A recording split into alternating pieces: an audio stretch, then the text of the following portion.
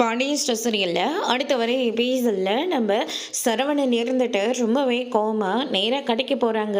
டேய் எங்கடா போயிட்டு வந்த, டெலிவரிக்கு போயிட்டு வரேன்னு சொன்னியே, ஆனால் இவ்வளோ நேரம் கழிச்சு வர அப்படின்ற மாதிரி சொல்லிக்கிட்டு இருக்காங்க.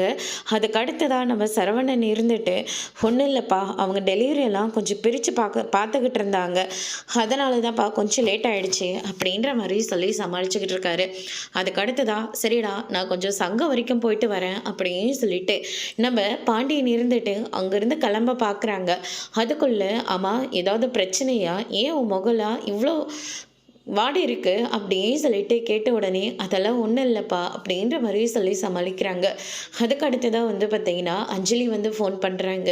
சரவணா எங்கே இருக்க அப்படின்னு சொல்லிட்டு கேட்ட உடனே கடையிலே தான் இருக்கேன், இப்போ என்ன விஷயம் சொல்லு அப்படின்ற மாதிரி சொன்ன உடனே இல்லைப்பா எங்கே இருக்குன்னு கேட்டேன், வேற ஒன்றும் இல்லை, என்னாச்சு ஏதாவது பிரச்சனையா, ஏன் இவ்வளோ கோவமாக இருக்க அப்படின்னு சொல்லிட்டு கேட்ட உடனே இல்லை நான் இப்போ தான் அந்த மயிலை பார்த்துட்டு வந்தேன், அவள் ப்ரெக்னெண்ட்டாக இருக்கலாம், நானும் அவளும் சண்டை மட்டும்தான் போட்டுக்கிட்டு இருந்தோம், நாங்கள் இப்படி ப்ரெக்னென்ட் ஆக முடியும் அப்படின்ற மாதிரி சரவணன் வந்து சொல்லிடுறாங்க.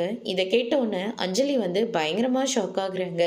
அதுக்கு அடுத்துதான் இந்த சைடு தங்கமயில் இருந்துட்டு எக்காரணத்தை கொண்டோ வீட்லேயோ இல்லை வேறு யாருக்கிட்டேயோ நான் ப்ரெக்னெண்ட்டாக இருக்கிற விஷயத்த சொல்லவே சொல்லாத, நான் என் பிள்ளைய நானே தனியாக வளர்த்துக்கிறேன் அப்படின்ற மாதிரி தங்கமயில் வந்து ஒரு பக்கம் சொல்லிக்கிட்டு இருக்காங்க. அதோடு இன்னைக்கான பிரம்ம முடிச்சிருக்காங்க. இனி பாண்டியன் ஸ்டோரில் தங்கமயில் அப்படி என்ன முடிவு எடுக்க போகிறாங்கன்றதை வரப்போகிற எபிசோடில் பார்க்கலாம். தேங்க்யூ.